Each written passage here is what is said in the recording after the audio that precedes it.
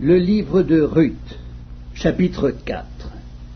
Boaz monta à la porte et s'y arrêta. Or, voici, celui qui avait droit de rachat et dont Boaz avait parlé, vint à passer. Boaz lui dit, « Approche, reste ici, toi, un tel. » Et il s'approcha et s'arrêta. Boaz prit alors 10 hommes parmi les anciens de la ville, et il dit, « Asseyez-vous ici. » Et ils s'assirent. Puis il dit à celui qui avait le droit de rachat, « Naomi, revenue du pays de Moab, a vendu la pièce de terre qui appartenait à notre frère Élimélec. J'ai cru devoir t'en informer et te dire, acquiers-la en présence des habitants et en présence des anciens de mon peuple.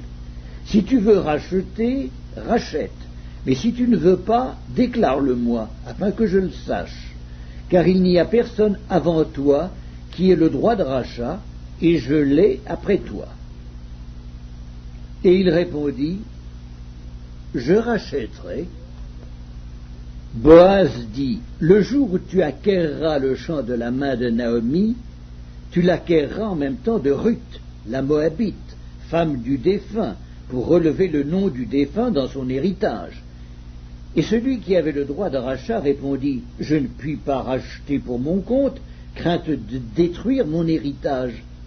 Prends pour toi mon droit de rachat, car je ne puis pas racheter. » Autrefois, en Israël, pour valider une affaire quelconque relative à un rachat ou à un échange, l'un ôtait son soulier et le donnait à l'autre. Cela servait de témoignage en Israël.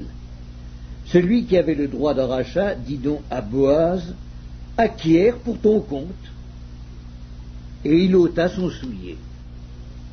Alors Boaz dit aux anciens et à tout le peuple, « Vous êtes témoins aujourd'hui que j'ai acquis de la main de Naomi tout ce qui appartenait à Élimélec, à Kiljon et à Machlon, et que je me suis également acquis pour femme Ruth, la Moabite, femme de Machlon, pour relever le nom du défunt dans son héritage, et afin que le nom du défunt ne soit point retranché d'entre ses frères et de la porte de son lieu.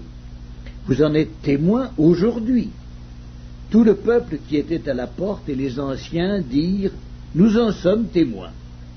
Que l'Éternel rende la femme qui entre dans ta maison semblable à Rachel et à Léa, qui toutes les deux ont bâti la maison d'Israël. Manifeste ta force dans Éphrata, et fais-toi un nom dans Bethléem. Puisse la postérité que l'Éternel te donnera par cette jeune femme rendre ta maison semblable à la maison de Péretz, qui fut enfantée à Juda par Tamar. » Boaz prit Ruth, qui devint sa femme, et il alla vers elle. L'Éternel permit à Ruth de concevoir, et elle enfanta un fils.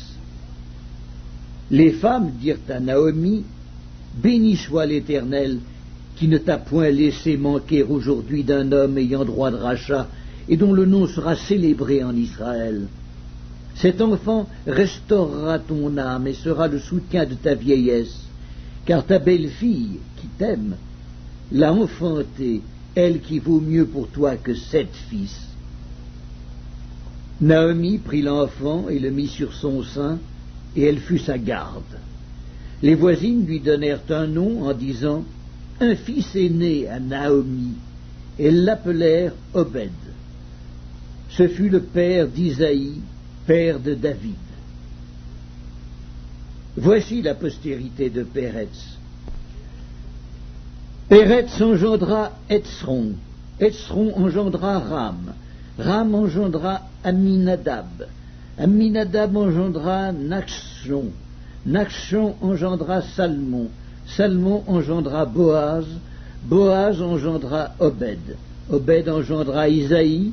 Et Isaïe engendra David.